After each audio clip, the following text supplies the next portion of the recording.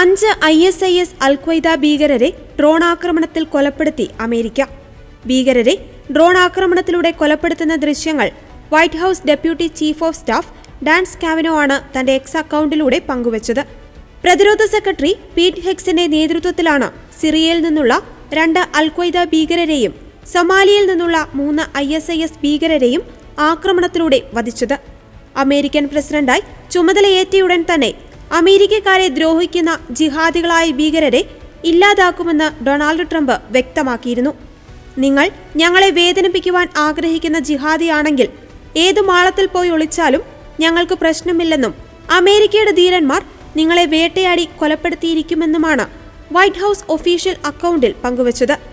കഴിഞ്ഞ ദിവസം സൊമാലിയയിൽ Islamic state ഭീകരരെ അമേരിക്കൻ സൈന്യം നടത്തിയ വ്യോമാക്രമണത്തിലൂടെ കൊലപ്പെടുത്തിയതായി പ്രസിഡന്റ് ഡൊണാൾഡ് ട്രംപ് അറിയിച്ചിരുന്നു. അന്ന് ഗുഹയിൽ ഒളിച്ചിരുന്ന് അമേരിക്കയ്ക്കെതിരെ യുദ്ധം ചെയ്യുന്നതിന് ആസൂത്രണം ചെയ്ത മുതിർന്ന ISIS ഭീകരരെയാണ് അമേരിക്ക കൊലപ്പെടുത്തിയത്.